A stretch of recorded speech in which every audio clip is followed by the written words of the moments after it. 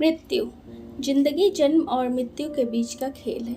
कई बार जब हमारा कोई अपना हमें छोड़ के चला जाता है तो हम बेबस हो जाते हैं और ऐसा सोचते हैं कि आखिर भगवान ने ऐसा क्यों किया। लेकिन जिंदगी में वही लोग आगे बढ़ते हैं जो मृत्यु के सत्य को स्वीकार कर लेते हैं। ये कहानी विवेक नाम का एक युवक था, उस पर आधारित है। वह स्वभाव का अच्छा और शांत व्यक्ति था। उसका अच्छा सा परिवार था जिसमें उसके माता पिता, पत्नी और 2 बच्चे थे। सभी से वो बेहद प्यार करता था। विवेक सभी पर दया भाव रखता था और ज़रूरतमंद लोगों की मदद भी करता था। वह किसी को दुखी नहीं देख सकता था। सबसे बड़ी बात कि वह श्री कृष्ण का परम भक्त था। एक दिन विवेक के पिताजी की तबीयत अचानक खराब हो जाती है और वो उन्हें अस्पताल ले जाता है। उसने सभी डॉक्टर्स के आगे हाथ जोड़े और अपने पिता को बचाने के लिए मिन्नत की, किंतु डॉक्टर्स ने उससे कहा कि वो ज़्यादा उम्मीद नहीं दे सकते हैं और सभी ने उसे भगवान पर भरोसा रखने को कहा। विवेक को तभी याद आया कि मैंने तो श्री कृष्ण की बड़ी लगन से सेवा की है, वो ज़रूर मेरा सुनेंगे। वो तुरंत श्री कृष्ण के मंदिर में जाता है और वहाँ जाके भगवान से कहता है कि आप मेरे पिता को बचा लो। तभी मंदिर में उसकी बात एक पुजारी सुन रहे थे। पुजारी उसे कहते हैं कि बेटा, यह तुम्हारे पिता की मृत्यु का होना ना होना भगवान के हाथ में नहीं है। अगर मृत्यु का समय होगा तो होना तय है। विवेक यह सुनते ही पुजारी से लड़ने शुरू कर देता है और गुस्से में उन्हें कोसने लगता है। वह पुजारी से कहता है कि आप मेरी मदद करने के बजाय मुझे उल्टा सीधा बोल रहे हो।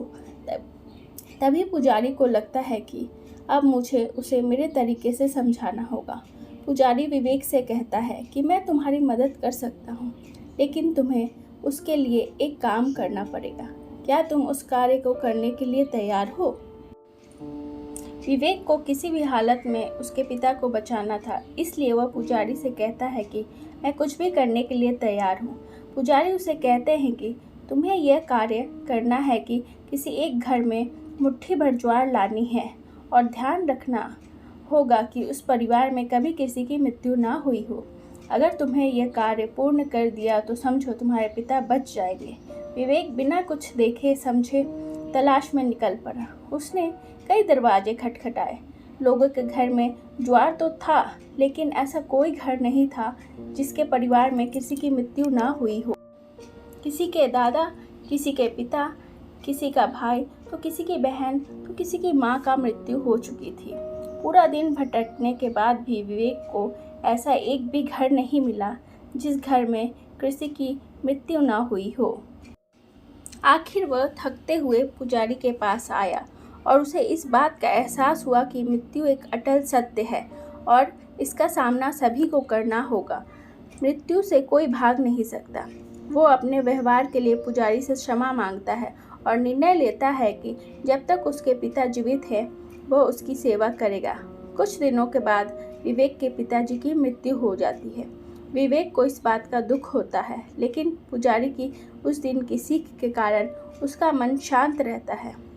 विवेक की तरह हमें भी यह सत्य स्वीकार करना होगा कि मृत्यु एक अटल सत्य है और उसे नकारना मूर्खता है। दुख तो सभी को होता है, पर उसे स्वीकार कर आगे बढ़ना ही जीवन है।